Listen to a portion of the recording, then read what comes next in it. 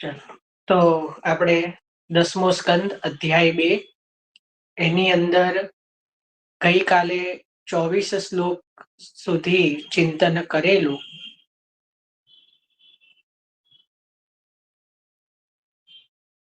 જેમાં છેલ્લે આપણે જોયેલું કે કંસને જે છે તન્મય દશા થઈ, વેર ભાવથી તન્મય દશા થઈ કે ઉઠતા બેઠતા ચાલતા બધું ભગવાનનું જ ચિંતન કર્યા કરતો. બરાબર ને? એટલે આપણે ત્યાં સુધી જોયું છે. અને આપણે પેલું જે આખો સત્સંગનો સાર એ હતું કે 8મા ગર્ભ રૂપે જ્યારે ભગવાન વસુદેવજીના મનમાં પ્રવેશ કર્યો, એના પછી વૈધ દીક્ષા દ્વારા દેવકીજીના ઉદરમાં જઠરમાં ભગવાને પ્રવેશ કર્યો અને અસુરોની આસુરી વૃત્તિ નાશ પામી, કંસ જેવા મહાપાપીની પણ બુદ્ધિ શુદ્ધ થઈ. બરાબર, એ બધું આપણે જોયું. અને વેર ભાવથી એ તન્મય દશાને પ્રાપ્ત થયો કંસ, કે ઉઠતા બેઠતા જાગતા સોતા બધી જ રીતે ખાતા પીતા બધામાં એને આખું જગત કૃષ્ણમય બન્યું. તો આટલે સુધીનું આપણે ચિંતન કર્યું છે. હવે આપણે આગળ જ્યારે ભગવદ પ્રાગટ્યનો સમય હવે નિકટ આવ્યો ત્યારે બધા દેવતાઓ જે છે એ ભગવાનની સ્તુતિ કરવા માટે ત્યાં કારાગૃહમાં પ્રગટ થયા. અને વસુદેવ અને દેવકીજીના દેખતા જ જે છે ભગવાનની સ્તુતિ કરે છે. તો આજે આપણે એનું પ્રારંભ કરવાનું છે. આ સ્તુતિનો જે પ્રારંભ થાય છે એની પહેલા શ્રી મહાપ્રભુજી પાછા કારિકાજી થોડા લખી રહ્યા છે. આપણે એનો સાર સમજીએ.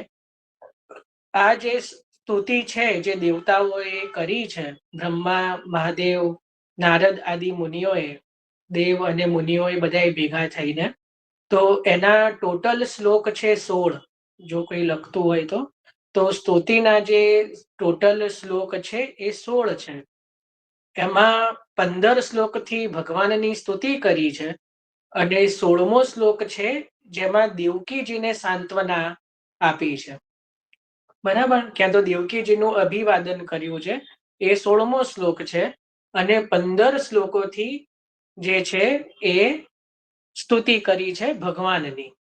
સમજ પડી ને? ટોટલ 16 શ્લોક છે દેવતાઓ જો બોલ્યા છે, એમાં 15 શ્લોકમાં જે છે એ ભગવાનની સ્તુતિ છે અને 16મા શ્લોકમાં જે છે એમાં દેવકીજીનું અભિવાદન કર્યું છે, કે સાંત્વના ગણો જે ગણો, ત્યાં દેવકીજીને ઉદ્દેશીને 16મો શ્લોક દેવતાઓ બોલ્યા છે. તો મહાપ્રભુજી હવે આનો એક ભાવ બતાવે છે કે જે 15 શ્લોક જ કેમ ભગવાનની સ્તુતિ માટે અહીંયા 15 શ્લોક જ કેમ દેવતાઓ બોલી રહ્યા છે, તો એના માટે મહાપ્રભુજી કહે છે, જો સમજવાનો પ્રયત્ન કરીએ. આખો મહિનો જે હોય, બરાબર, અત્યારે આપણે એક મહિનો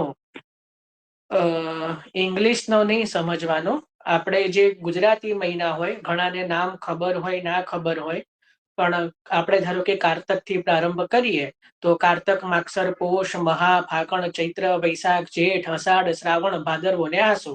આ રીતે 12 મહિના છે. બરાબર, તો દરેક જે મહિનો છે, દરેક મહિના એ કેટલા દિવસના હોય? આપણે ત્યાં ગુજરાતી પ્રમાણે કે આપણી ભારતીય સંસ્કૃતિ પ્રમાણે દરેક મહિના કેટલા દિવસના હોય? 30 દિવસ. કેટલા? 31? 31 દિવસ ને? કેટલા દિવસના હોય?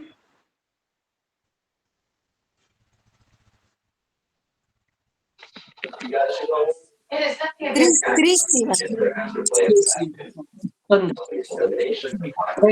અંગ્રેજીમાં ભલે 29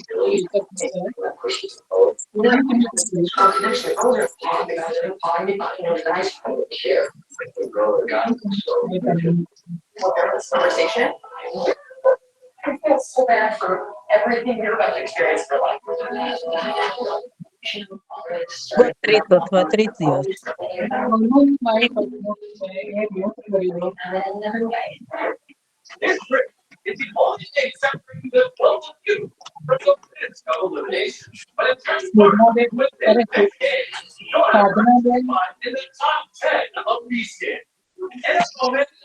ત્રીસ દિવસ. જો વિચારો વૈષ્ણવ, આપણે ભાગવતજી એમાંય સુબોધનીજી એવા જયારે ગહન વિષયોને લઈ રહ્યા છીએ, એવા સમયે જો કોઈ ટીવી જોતા જોતા સત્સંગ સાંભળે કે આ રીતે સાંભળે, એક તો ભાગવતજી ભગવદ સ્વરૂપ કહેવાય.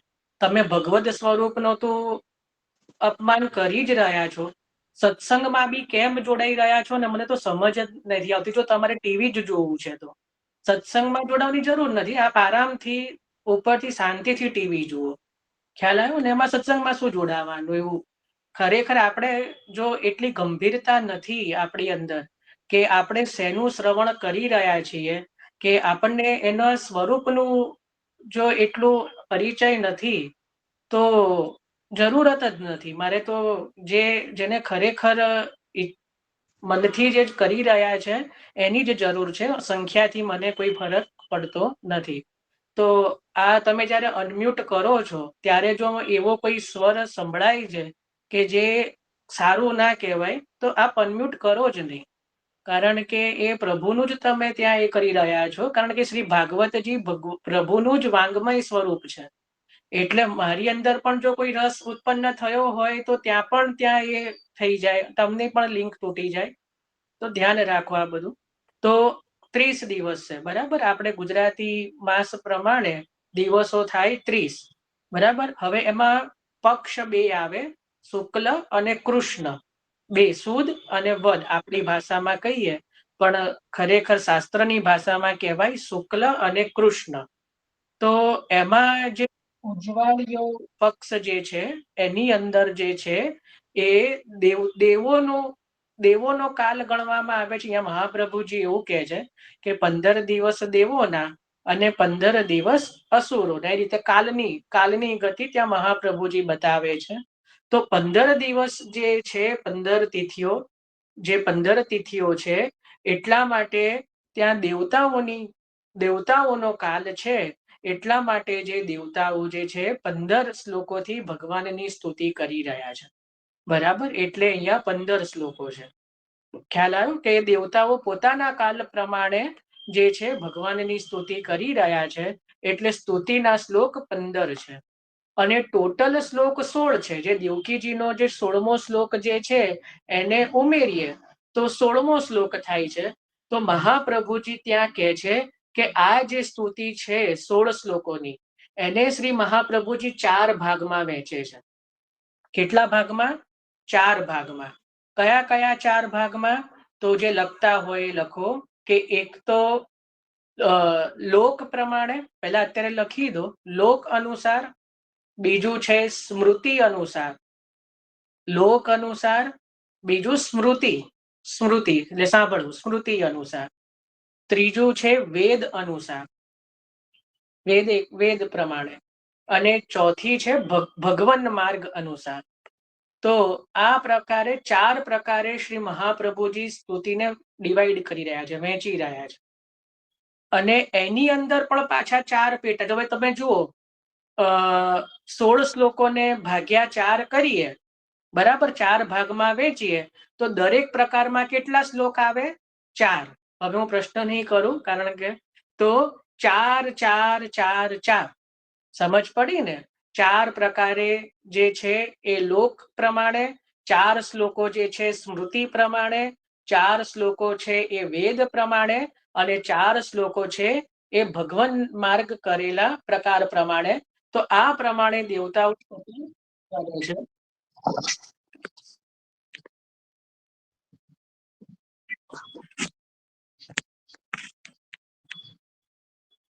તો 4 4 4 4. હવે જો આપણે 4 ના અર્થ લઈએ તો એમાં પહેલા 4 શ્લોકો છે એમાં પ્રમાણ, પ્રમેય, સાધન અને ફલ એવા પણ પાછા પેટા પ્રકાર શ્રી મહાપ્રભુજી ત્યાં બતાવે છે કે દરેકના અંદર 4 શ્લોક જ કેમ, તો ત્યાં પ્રમાણ, પ્રમેય, સાધન અને ફલ એ પ્રમાણે 4 જે છે એ પ્રકાર ત્યાં શ્રી મહાપ્રભુજીએ બતાયા છે. એટલે 4 જે છે એ લોક પ્રમાણે, એમાં પ્રમાણ, પ્રમેય, સાધન અને ફલ. એના પછી ફરી 4 જે શ્લોક છે એ શ્રુતિ પ્રમાણે, જે સ્મૃતિ પ્રમાણે જે મહાપ્રભુજી કહે છે એમાં પ્રમાણ, પ્રમેય, સાધન અને ફલ. એના પછી પાછા 4 શ્લોક છે વેદ પ્રમાણે, એમાં પણ પ્રમાણ, પ્રમેય, સાધન અને ફલ. અને છેલ્લે જે છે ભગવાન માર્ગ અનુસાર, તો એમાં પણ પછી જે છે એ પ્રમાણ, પ્રમેય, સાધન અને ફલ. બરાબર. તો આ રીતે ટોટલ કેટલા શ્લોક થયા? 16. બરાબર. આ રીતે 16 શ્લોક થયા. એટલે મહાપ્રભુજી દરેકે દરેક શ્લોકની આ પ્રમાણે ભાવના બતાવી રહ્યા છે કે ધારો કે પહેલો શ્લોક તો લોક પ્રમાણે પ્રમાણ, બીજો શ્લોક તો લોક પ્રમાણે પ્રમેય, ત્રીજો શ્લોક લોક પ્રમાણે સાધન, ચોથો શ્લોક લોક પ્રમાણે ફલ. સમજ પડી ગઈ ને? એટલે જે 4 મુખ્ય પ્રકાર અને એના પછીના 4 આંતર પ્રકાર પ્રમાણ, પ્રમેય, સાધન અને ફલ. તો એ રીતે 16 શ્લોક થયા. ખ્યાલ આવ્યો? આમાં કોઈને કઈ કન્ફ્યુઝન નહીં? બરાબર. તો આપણે હવે મૂળ આજના સત્સંગમાં શું, તો આપણે આપણા મૂળ સત્સંગમાં આજે પ્રારંભ કરીએ આજના. તો એની અંદર શ્લોક નંબર જે છે 24મો લઈએ, 25મો શ્લોક લઈએ કે હે પરીક્ષિત, ભગવાન શંકર અને બ્રહ્માજી કંસના કારાગૃહમાં આવ્યા. તેમની સાથે પોતાના અનુચરો સાથે સઘળા દેવતાઓ અને નારદ વગેરે ઋષિઓ પણ હતા. તે લોકો અત્યંત મધુર વચનોથી સર્વની અભિલાષા પૂરી કરનારા શ્રી હરિની આ પ્રમાણે સ્તુતિ કરવા લાગ્યા. એટલે જ્યારે આ દેવતાઓ અને નારદ આદિ ઋષિઓ જે છે એ ભગવાનની જ્યારે સ્તુતિ કરવા લાગ્યા, ત્યારે અહીંયા એક શબ્દ વાપર્યો છે ભગવાન. આ તો અહીંયા જે ટ્રાન્સલેશન કર્યું છે, અનુવાદ, એમાં ભગવાન શબ્દ છે. સુબોધનીજીની અંદર બહુ સ્પષ્ટ રીતે શબ્દ છે વૃષણની સ્તુતિ કરવા લાગ્યા. શબ્દ લખો વૃષણ. વૃષણનો અર્થ પણ ભગવાન જ થાય, પણ અહીંયા સુખદેવજી ભગવાન નથી બોલી રહ્યા. સુખદેવજી શું બોલી રહ્યા છે? વૃષણ, કે વૃષણની સ્તુતિ કરવા લાગ્યા. હવે વૃષણનો જે અર્થ છે સુબોધનીજીની અંદર મહાપ્રભુજીએ 2 અર્થ બતાવ્યા છે કે વૃષણનો અર્થ શું. તો પહેલો અર્થ બતાવ્યો કે વૃષણ એટલે કામનાઓની વૃષ્ટિ કરનાર, કામનાઓની વૃષ્ટિ કરનાર. અને બીજું વૃષણ એટલે ધર્મનો નિર્ણય કરનાર. વૃષણના 2 અર્થ બતાવ્યા. વૃષણનો સમાનાર્થી શબ્દ ભગવાન જ થાય, પણ અહીંયા ભગવાન માટે વૃષણ શબ્દ જ કેમ વાપર્યો સુખદેવજીએ? તો એનો અર્થ અહીંયા શ્રી મહાપ્રભુજી બતાવે છે કે વૃષણ એટલે કામનાઓની વૃષ્ટિ કરનાર, અને વૃષણનો બીજો અર્થ ધર્મનો નિર્ણય કરનાર. એટલે જે બ્રહ્મા અને શંકર આદિ જે છે એમના માટે જે કહેવાય કે આ ધર્મ અને કામનાઓ જ મુખ્ય હોવાથી એ જે અહીંયા વૃષણ શબ્દ સુખદેવજીએ વાપર્યો છે કે વૃષણ એટલે ધર્મની જે નિર્ણય કરે છે અને કામનાઓની વૃષ્ટિ કરે છે. તો આ રીતે અહીંયા જે છે કોણ કોણ સ્તુતિ કરવા માટે આવ્યા? કે બ્રહ્મા, મહાદેવજી અને નારદ આદિ ઋષિઓ અને બીજા અનુચરો, ઇન્દ્ર આદિ દેવતાઓ. હવે આપણે સ્તુતિમાં પ્રવેશ કરીએ 26મા શ્લોકથી. એની પહેલા હું એક વસ્તુની ચોખવટ કરું. આ જે સ્તુતિ છે ને એ ખરેખર બહુ અઘરી છે, બહુ જ અઘરી છે. મેં પોતે પણ સુબોધનીજી વાંચવાનો પ્રયત્ન કર્યો અને ખરેખર બહુ ટ્રાય કર્યો, પણ બહુ વધારે પડતી જ હાઈ લેવલની છે. એમાં કઈ લીલાનું કે એવું વર્ણન નથી, પણ દેવતાઓની રીતે સ્તુતિ કરે. એટલી બધી એની અંદર જે કહેવાય કે એવી પેલી વાત છે કે જે એટલું બધું એનું વિવેચન નહીં થઈ શકે, એટલે હું પહેલેથી જ કહી દઉં છું કે જ્યાં જ્યાં એવું જરૂરી લાગશે ત્યાં ત્યાં આપણે લઈશું. નહીતર પછી બહુ બોરિંગ થઈ જશે, બહુ જ કંટાળાજનક થશે, અને આપણે એવું કરવું નથી. આપણે બધામાં રસ રહે એ રીતે કરવાનું છે. એટલે સ્તુતિના જેટલા પણ શ્લોકો ને એમાં બીજા દેવતાઓના છે.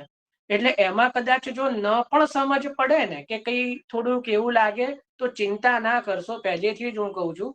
કારણ કે દેવતાઓએ એમની જ ભાષામાં સ્તુતિ કરી છે. જ્યારે ભક્તોની સ્તુતિ હોય ને, જ્યારે ગોપીજનો જ્યારે ભગવાનની સ્તુતિ કરશે એમાં આનંદ આવે. કારણ કે આપણું મગજ ભક્તનું છે, આપણું મગજ દેવતાઓનું નથી. આપણને એટલા માટે આ વસ્તુ બોરિંગ લાગે કે કંટાળાજનક, કારણ કે આપણું મગજ જે છે એ આને અનુસાર નથી. પણ જ્યારે ગોપીજનો ભગવાનને કંઈ કહેતા હોય ને તો એમાં રસ આવે, એ આપણને એમાં વધારે આનંદ આવે. પછી તો દરેકના રસનો વિષય છે. એટલે હું પહેલેથી જ ચોખવટ કરી રહ્યો છું. આજે આપણે 8 શ્લોકો લેવાના મેં વિચાર્યા છે, જે આ દેવતાઓની સ્તુતિના, અને કાલે 8 લઈશું. પણ એમાં ચિંતા ના કરશો, પહેલેથી ચિંતા કાપી ન કાર્યા. ના સમજ પડે તો ખાલી સાંભળી લેજો એકવાર, પણ અરુચિ ના લાવતા, કંટાળો આવે છે કે એવું ના લાવતા. પાછળ આ પછી આનંદ જ, પછી તો ભગવાનનું પ્રાગટ્ય થશે 3જા અધ્યાયથી તો, એટલે પછી તો આનંદ જ આનંદ છે. એટલે થોડું આ સ્તુતિનું એ રાખી દેજો. હવે આપણે સ્તુતિમાં પ્રવેશ કરીએ છીએ. શ્લોક 26. આ જે શ્લોક 26 છે ને ખરેખર બહુ સુંદર છે. મને તો મારું પણ ધ્યાન નહોતું. જ્યારે હું સુબોધનીજી માં દેવતાઓની સ્તુતિ વાંચવાનો મેં પ્રારંભ કર્યો ને ત્યારે મારું ધ્યાન ગયું. આખા શ્લોકની અંદર જો કોઈની જોડે શ્રીમદ ભાગવતજી હોય ને તો તમે 26મો શ્લોક ટીક કરી દો. મને તો બહુ જ ગમ્યો. હું અત્યારે બોલી રહ્યો છું. સત્યવ્રતમ સત્ય પરમ ત્રિસત્યમ સત્યસ્ય યોનિ નિહિતમ ચ સત્યે સત્યસ્ય સત્યમૃત સત્ય નેત્રમ સત્યાત્મકમ ત્વામ શરણમ પ્રપન્ના. બહુ સુંદર. સત્ય ઉપર આખા 8 પ્રકારે ભગવાનના સત્ય બતાયા. એક જ સત્ય નહીં, એક જ સત્ય શબ્દને 8 અલગ અલગ પ્રકારે એવી રીતે વાપર્યો દેવતાઓએ, અને ભગવાનના 8 પ્રકારે ત્યાં સત્ય રૂપ ભગવાનના બતાયા. બહુ સુંદર શ્લોક છે. મારા બી ધ્યાનમાં નહોતો. હું તો જે હોય હકીકત કહું. હું જ્યારે કારણ કે અહીંયા બોલવાનું હોય એની પહેલા પણ મારે ઘણું બધું વાંચીને રાખવું પડે કે કોઈ વસ્તુ છૂટી ના જાય. તો ત્યારે જ્યારે હું આ વાંચતો હતો, અને મારે કેવું, જ્યારે સત્સંગ આપણો પૂરો થાય ભલે 11 વાગે કે એટલા, બીજા દિવસનું હું રાતના જ વાંચી લઉં. કારણ કે પછી દિવસનો ભરોસો નહીં, કામ હોય ને ના વંચાય તો. એટલે મને બી ચેન ના પડે, તો બીજા દિવસની તૈયારી આગલા દિવસે રાત્રે જ કરી લઉં. તો આ મને શ્લોક જ્યારે હું વાંચ્યો ને મને ખૂબ આનંદ થયો ખરેખર, કે કેટલો સુંદર શ્લોક છે. કારણ કે મને એક પંક્તિ બહુ ગમે છે શ્રીમદ ભાગવતજીની. ભાગવતજીનું જ્યાં મંગલાચરણનો જે શ્લોક છે ને એની અંદર એક પંક્તિ છે, સત્યમ પરમ ધીમહિ. જો કોઈને ખબર હોય તો, સત્યમ પરમ ધીમહિ, અમે પરમ સત્યને શરણે છીએ. અહીંયા કોઈ પ્રકારે કોઈ પણ ઈશ્વરની કે કોઈની એની વાત નથી. જે પરમ સત્ય છે અમે એને શરણે છીએ. એટલે આમાં પૂર્ણ પુરુષોત્તમ આવી ગયા આપણા માટે, શ્રી કૃષ્ણ. બરાબર, આપણા માટે શ્રી કૃષ્ણ પરમ પુરુષોત્તમ આની અંદર આવી ગયા. એટલે આ એક જ પંક્તિની અંદર સત્યમ પરમ ધીમહિ, અમે એ પરમ સત્યને શરણે છીએ. આ શ્રીમદ ભાગવતજીના મંગલાચરણની શ્લોકની અંદર આ પંક્તિ છે. જ્યાં શ્રીમદ ભાગવતજીનો પ્રારંભ થાય છે ને પ્રથમ અધ્યાયમાં, ત્યાં એનો જે મંગલાચરણનો શ્લોક તો બહુ મોટો છે, પણ એના સાર રૂપ આ પંક્તિ છે, સત્યમ પરમ ધીમહિ. એટલે જેમ અત્યારે ઘણા લોકો કે સત્યમેવ જયતે, એને નહીં ગણવું, એની વાત નથી. સત્યમ પરમ ધીમહિ એટલે ત્યાં જો કોઈને સમજમાં આવે તો ગાયત્રી મંત્રમાં પણ ધીમહિ શબ્દ છે. ગાયત્રીની અંદર પણ ધીમહિ છે. એટલે આ એક સૂક્ષ્મ ગાયત્રી છે. કોઈના રાસ ખબર ના હોય તો કહી દઉં, ભાગવતજીની અંદર આખો જેનું બીજ જ ગાયત્રી છે. શ્રીમદ ભાગવતજીનું બીજ શું તો ગાયત્રી, અને એનું વૃક્ષ શું તો વેદ, અને એનું ફળ શું શ્રીમદ ભાગવતજી. તો જેનું ફળની અંદર બીજનો પ્રકાર હોય કે ન હોય, આપણે ધારો કે કોઈ આપણે આમની ગુટલીને વાવીએ તો એમાંથી પછી આમ જ થવાનું છે, કેરી જ આવવાની છે. કારણ કે આપણે ગુટલી જ આમની વાવી છે. તો ગાયત્રી રૂપી બીજ જ્યારે વાવવામાં આવ્યું ત્યાં એનું જ ફલ તો શ્રીમદ ભાગવતજી છે. એટલે ગાયત્રીના મંત્રનો જ જે કહેવાય વિસ્તાર એ શ્રીમદ ભાગવતજી છે. તો સત્યમ પરમ ધીમહિ પહેલા જ શ્લોકમાં ત્યાં અંશ આપી દીધો કે ગાયત્રીનો ભાગ છે. તો એ જ રીતે એ વસ્તુને અહીંયા થોડું વધારે ક્લિયર દેવતાઓના પહેલા શ્લોકમાં મળે છે. આ પ્રથમ શ્લોકની અંદર બહુ સુંદર શ્લોક છે. શ્લોક બહુ આનંદ આવે એવો છે કે એની અંદર શ્રી મહાપ્રભુજી 8 પ્રકારે બતાવી રહ્યા છે. એને 8 પ્રકારના પાછા અલગ અલગ અર્થો બતાવે છે. પહેલું તો જે લખતા હોય લખો. પહેલું બતાવ્યું પ્રભુનું સ્વરૂપ 8 પ્રકારે, સત્ય 8 સ્વરૂપ બતાવ્યા. એમાં પહેલું આવ્યું સત્ય વ્રત વાળા. સત્ય વ્રત વાળા પહેલા લખી લેજો, પછી આપણે સમજીશું. સત્ય વ્રત વાળા. બીજું છે સત્યને પરાયણ. બીજું શું બતાવ્યું? સત્યને પરાયણ. ત્રીજું છે જેમના 3 સત્ય છે એવા. જેમના 3 સત્ય છે એવા. ચોથું છે સત્યનું કારણ. ચોથું શું બતાવ્યું? સત્યનું કારણ. પાંચમું છે સત્યનું રક્ષણ કરનારા. પાંચમું છે સત્યનું રક્ષણ કરનારા. અરે એક જ મિનિટ.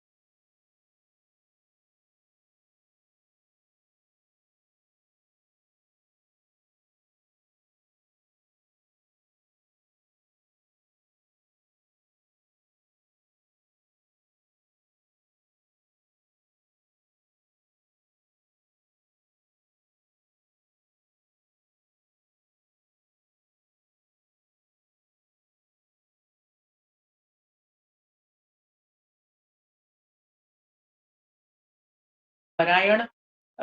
જેમના 3 સત્ય છે તેવા. સત્યનું કારણ. સત્યનું રક્ષણ કરનારા. પાંચમું. અને સત્યના પણ સત્ય એવા. છઠ્ઠું છે સત્યના પણ સત્ય, એટલે સત્યનું પણ જે લય સ્થાન છે એવા. સાતમું બતાવ્યું ઋત અને સત્ય એ 2 જેમના નેત્ર છે એવા. અને 8મું છે સત્યરૂપ. એવા અમે આપને શરણે આવ્યા છીએ. બરાબર. 8 પ્રકાર બતાયા. એક તો સત્ય વ્રત વાળા, બીજું સત્યને પરાયણ, ત્રીજું જેમના 3 સત્ય છે એવા, ચોથું સત્યનું કારણ, પાંચમું સત્યનું રક્ષણ કરનારા, છઠ્ઠું છે સત્યના પણ સત્યરૂપ, સાતમું છે ઋત અને સત્ય એ 2 નેત્રો છે એવા, અને 8મું સત્યરૂપ. આપને અમે શરણે આવ્યા છીએ. બરાબર. તો આ રીતે જે છે 8 પ્રકાર સત્યના એ રીતે અહીંયા આ શ્લોકમાં બતાયા. એટલે અહીંયા શ્રી મહાપ્રભુજી હવે એક એક કરીને બતાવી રહ્યા છે કે દરેકે 8 પ્રકારના જે સત્ય બતાયા એમાં સૌથી પહેલું વર્ણન જે આવ્યું તો છે સત્યનું વ્રત વાળા, જેમણે સત્યનું વ્રત લીધું છે. શ્રી સર્વોત્તમ સ્તોત્રની અંદર પણ સત્ય પ્રતિજ્ઞાય નમઃ શ્રી મહાપ્રભુજીનું નામ છે. આપણે સર્વોત્તમજી કરીએ ને તો એની અંદર પણ એક નામ આવે છે સત્ય પ્રતિજ્ઞાય નમઃ. તો એ જ રીતે અહીંયા પણ કહી રહ્યા છે કે સત્ય વ્રત વાળા. લોકમાં વ્રત સર્વથી ઉત્તમ છે. જે કોઈ હર કોઈ વ્રત કરે તેને ઉત્તમ એમ કહેવાય. તો જે સત્ય આચરે છે તે પણ ઉત્તમ કહેવાય.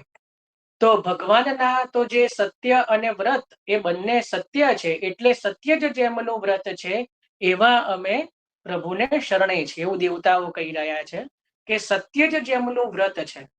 બીજા બધા કોઈ આ વ્રત કરે, કોઈ પેલું વ્રત કરે, તો જેનું વ્રત જ સત્ય છે એટલે સત્ય વ્રત વાળા છે એને અમે શરણે છીએ.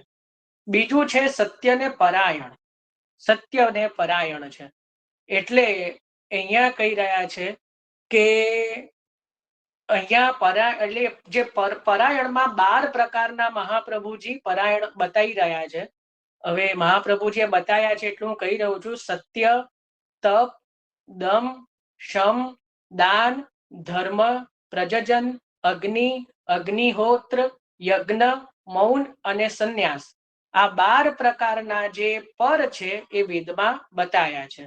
તો એમાં જે ભગવાન જે છે એ 12 પ્રકારના જે પરથી એમાં સત્યથી પરાયણ છે.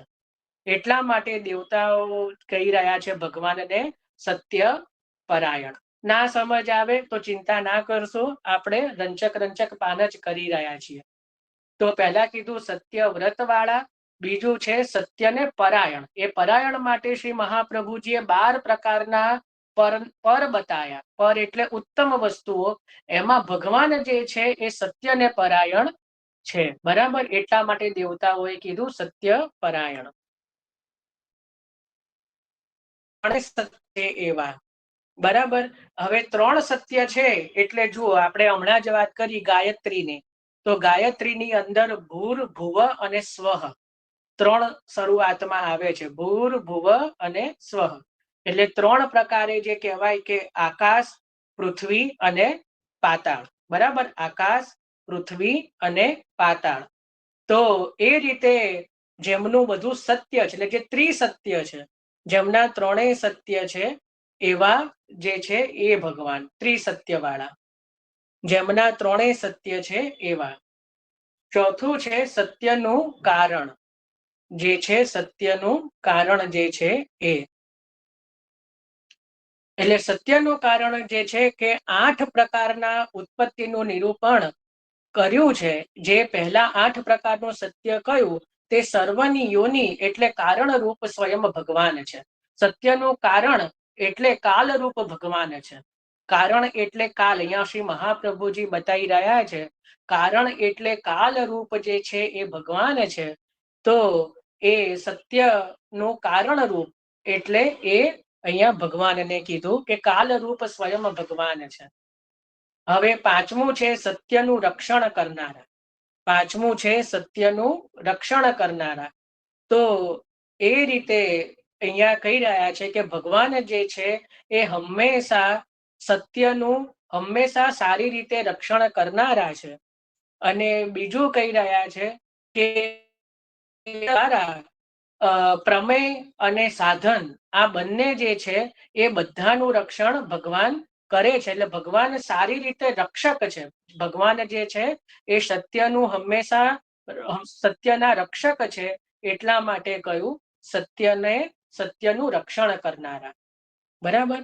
હવે 6થું છે સત્યના સત્યરૂપ એટલે સત્યના લય રૂપ. એટલે જે કહેવાય કે જેમ પૂર્ણમાંથી પૂર્ણ રહો તો પૂર્ણ બાકી રહે. પૂર્ણમિદમ એમ કરીને એક ઉપનિષદનો શ્લોક છે. તો પૂર્ણમાંથી પૂર્ણને જેમ કાઢી લો તો પણ એ પૂર્ણ જ રહે. તો એ રીતે ભગવાન જે છે એ પોતે જ સત્યના લય રૂપ છે. એટલે જ્યારે આખું સંસાર જ્યારે લય પામે, ભગવાનની અંદર લય પામે, ત્યારે એકમાત્ર સત્ય રૂપે જ્યારે ભગવાન પોતે જ રહે છે. બાકી આખું જે સંસાર છે, આખું જે જગત છે, એ ભગવાનની અંદર લય પામે છે. બરાબર. એટલા માટે કહ્યું કે સત્યના પણ સત્ય રૂપ કોણ છે? તો સ્વયં ભગવાન છે. એના પછી કીધું કે સત્ય જ જેમના નેત્ર છે. સત્ય રથ અને સત્ય એ બે જેમના નેત્ર છે. એટલે એ રીતે અહીંયા કીધું કે ભગવાનની જે છે બે પ્રકારની શક્તિ છે. એક તો જે ધર્મ અને વેદ. એટલે વેદ એ પ્રમાણ છે અને ધર્મ એ પ્રમેય છે. એટલે સત્ય અને પ્રિય વાણી. રૂત એટલે પ્રિય વાણી, વાણી. એટલે વાણી અને સત્ય એ બંને જેના નેત્ર છે એવા એ ભગવાન છે. એટલે સત્ય ભગવાનના નેત્ર રૂપ છે. આ સાતમું કીધું. અને આઠમું જે છે, અંતિમ જે છે, એને કીધું કે સ્વયં જે સત્ય રૂપ છે. એટલે ભગવાન સ્વયં જ જે છે એ પોતે જ સત્યમ પરમ ધીમહિ. પરમ સત્ય રૂપ કોણ છે? તો સ્વયં ભગવાન છે. એટલા માટે અમે એ પરમ સત્યને શરણે છીએ. તો આ 8 પ્રકારે જે છે સત્યરૂપ ભગવાનનું વર્ણન દેવતાઓએ કર્યું. મહાપ્રભુજીએ એક ની અંદર ઘણું બધું વિવરણ કર્યું છે. આમ તો આપણે સંક્ષિપ્તમાં લીધું, કારણ કે બધું લેવા જાઓ તો આજનો આખો દિવસ એમાં જાય. અને બહુ પેલું કહેવાય ને, જ્ઞાન માર્ગીય છે બધું, જ્ઞાનની વાતો છે, એની બહુ જરૂર મને લાગી નથી રહી. પણ ટૂંકમાં આપણે ફરીથી હું એકવાર લઈ લઉં છું, કદાચ કોઈને બાકી રહી ગયું હોય તો પહેલું છે સત્ય વ્રત વાળા, જેમનું વ્રત જ સત્ય છે એ. બીજું સત્યને પરાયણ, એટલે જે નિરંતર સત્યમાં પરાયણ છે એવા. ત્રીજું ત્રિસત્ય વાળા, એટલે જે 3 જેમના સત્ય છે, ભૂર ભુવ અને સ્વહ તરીકે, તો જેમના ત્રિસત્ય છે એવા. ચોથા સત્યના કારણરૂપ, સત્યના કારણરૂપ. પાંચમું સત્યનું રક્ષણ કરનારા, સત્યનું સારી રીતે રક્ષણ કરનારા. અને છઠ્ઠું છે સત્યના પણ લય રૂપ, લય સ્થાન રૂપ. સાતમું છે ઋત અને સત્ય એ બે નેત્રો છે જેમના એવા. એટલે જે વાણી અને સત્ય એ જે એમના નેત્ર છે એવા. અને આઠમું છે સત્યરૂપ, પરમ સત્યરૂપ. એવા અમે આપને શરણે આવ્યા છીએ. તો આ રીતે અહીંયા જે છે પહેલો શ્લોક દેવતાઓનો વિરામ થાય છે. આપણે બીજો શ્લોક લઈએ. 8 તો કદાચ નહીં લેવાય, આપણે ખાલી બીજો શ્લોક એક લઈ લઈએ. એ શ્લોક પણ બહુ જબરજસ્ત છે. એની અંદર જે છે એ પણ બહુ સુંદર શ્લોક છે. આખા જગતનું વર્ણન છે. એમાં શું કહી રહ્યા છે? એક વૃક્ષની ઉપમા આપી છે આખા જગતને. જો પહેલા હું એનો અર્થ લઉં કે આ જે આદિ વૃક્ષ છે, જે લખતા હોય લખજો, આદિ વૃક્ષ કીધું. એક એવું આદિ વૃક્ષ છે જે એક આશ્રય સ્થાન વાળું છે. કેવું છે? એક સંખ્યા લખો, એક આશ્રય સ્થાન વાળું છે. 2 ફળ વાળું છે. 2 ની સામે લખો, 2 ફળ વાળું છે. 3 મૂળ વાળું છે. 3 છે મૂળ વાળું. 4 રસ વાળું છે. 4 રસ વાળું. 1 આશ્રય વાળું, 2 ફળ વાળું, 3 મૂળ વાળું અને 4 રસ વાળું. એના પછી 5 પ્રકાર વાળું, 5 પ્રકાર વાળું. 6 આત્મા વાળું, 6 આત્મા વાળું. 7 છાલ વાળું, 7 છાલ વાળું. 8 શાખા વાળું. 9 અક્ષ વાળું, 9 અક્ષ વાળું. અને 2 પક્ષી વાળું છે. અહીંયા બધી સંખ્યાઓ આપી છે. ફરી લઉં છું. 1 આશ્રય વાળું, 2 ફળ વાળું, 3 મૂળ વાળું, 4 રસ વાળું, 5 પ્રકાર વાળું, 6 આત્મા વાળું, 7 છાલ વાળું, 8 શાખા વાળું, 9 અક્ષ વાળું, 10 પત્ર વાળું અને 2 પક્ષીઓ વાળું. આ જે છે એ વૃક્ષ છે. તો અહીંયા એકથી લઈને જે કહેવાય અલગ અલગ બધા સંખ્યાઓ આપી, હવે એ સંખ્યાઓનો અર્થ શું છે એ અહીંયા શ્રી મહાપ્રભુજી બતાવે છે કે આ જે વૃક્ષ કીધું, આદિ વૃક્ષ જે કીધું એ આખું એની અંદર જગત સમાયેલું છે, બરાબર. અને એનું બીજ કોણ છે? તો બ્રહ્માંડ છે. મહાપ્રભુજી કહે છે કે આનું જે બીજ છે એ બ્રહ્માંડ છે, અને આ જે વૃક્ષ જે બતાવ્યું એની અંદર આખું જગત આવી ગયું. એટલે એમાં પહેલું જે કીધું, પહેલું એમાં ભગવાનને કીધું કે એકમાત્ર આશ્રય રૂપ જે છે એ જે પ્રકૃતિનો આશ્રય છે. આમાં જે એક આશ્રય વાળું, એટલે આ જે વૃક્ષ શેના ઉપર ટકીને રહ્યું છે? તો એ પ્રકૃતિ ઉપર ટકી રહ્યું છે. અને બીજી એક વાત પણ મહાપ્રભુજી કહે છે કે આ જે આદિ વૃક્ષ કેમ કીધું? આ વૃક્ષને જે દેવતાઓ બીજા શ્લોકમાં કહી રહ્યા છે એને આદિ વૃક્ષ એટલા માટે કીધું કારણ કે આ વૃક્ષનો કોઈ આરંભ નથી અને કોઈ અંત નથી, એટલા માટે આ આદિ વૃક્ષ છે. એટલે આદિ વૃક્ષ કીધું. એમાં પહેલું જે વર્ણન આવ્યું કે એક આશ્રય વાળું છે, એટલે આ વૃક્ષને શેનો આશ્રય છે? તો કહી રહ્યા છે કે પ્રકૃતિનો આશ્રય છે. અને જે આશ્રય સ્થાન જે છે એ પ્રકૃતિ છે. એના પછી બે જે કીધા ફલ કીધા, બે ફલ વાળું, તો એ જે બે ફલ છે એ છે સુખ અને દુઃખ. જે સંસારમાં આપણે સદા ભોગવતા રહીએ છે, તો સુખ અને દુઃખ એ બે ફળ વાળું છે, બરાબર. બે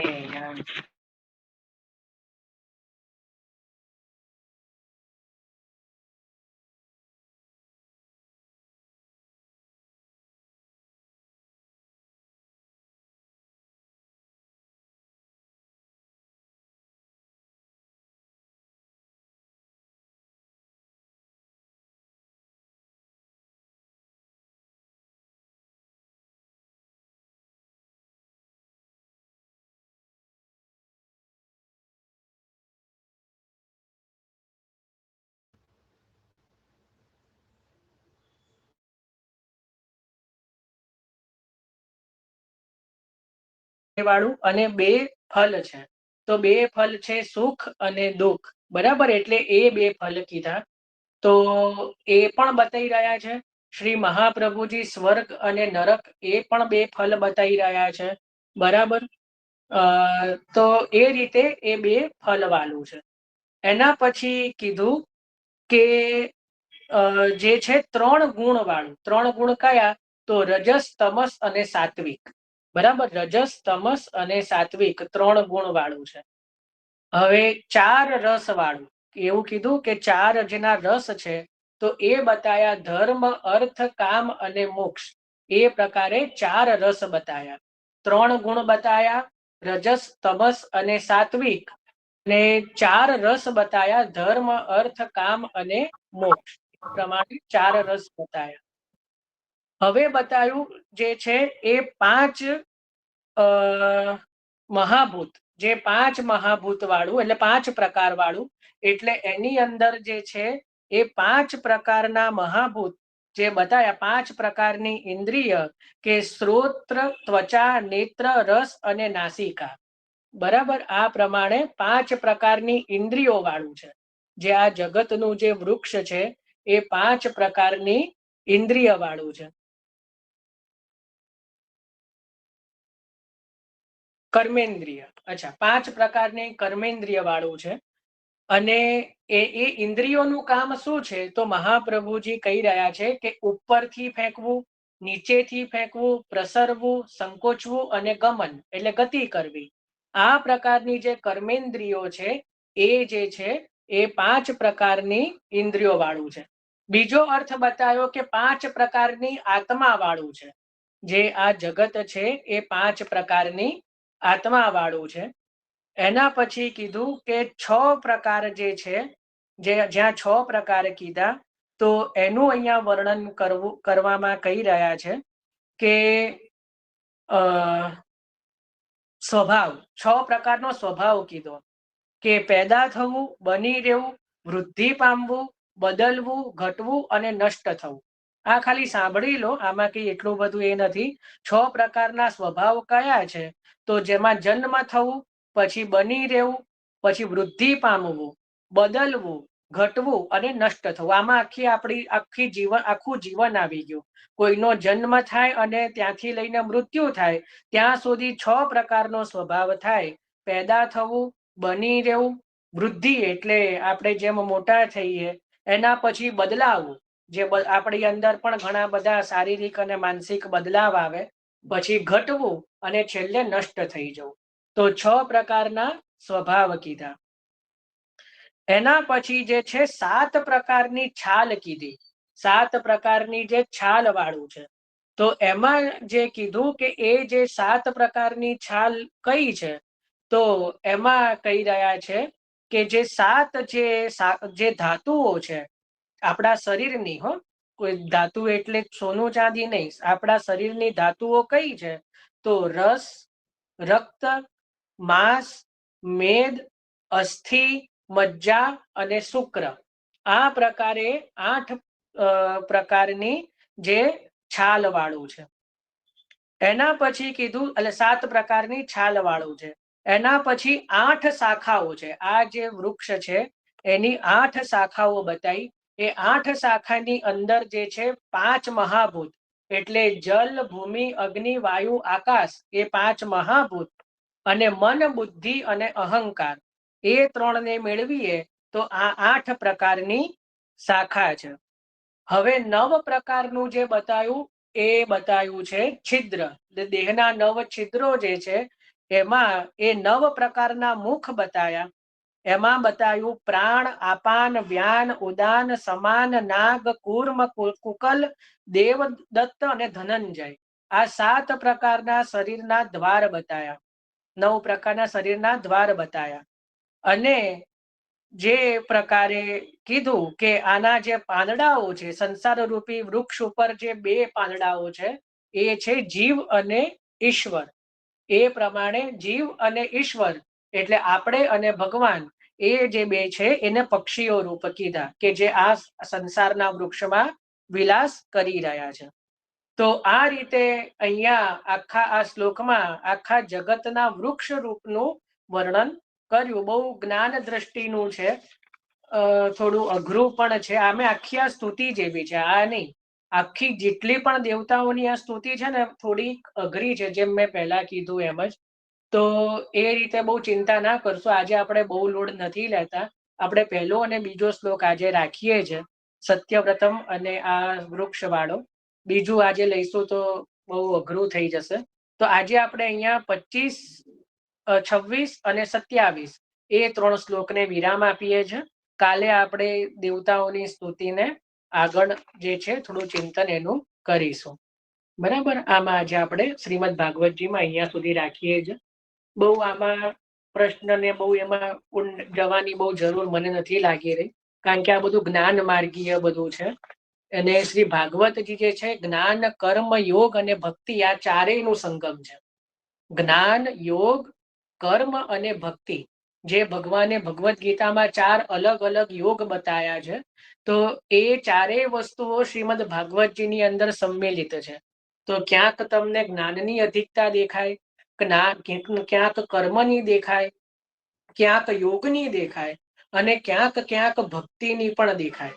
તો આપણે તો ચારેયને જે છે સમન્વય કરીને આપણે ચિંતન કરવાનું છે. તો અહીંયા આપણે આજે અહીંયા આ શ્લોકમાં આપણે વિરામ રાખીએ છીએ. હવે આપણે 84 વૈષ્ણવની વાર્તાજીની અંદર વાર્તા પ્રસંગ 1 શ્રી દામોદર દાસ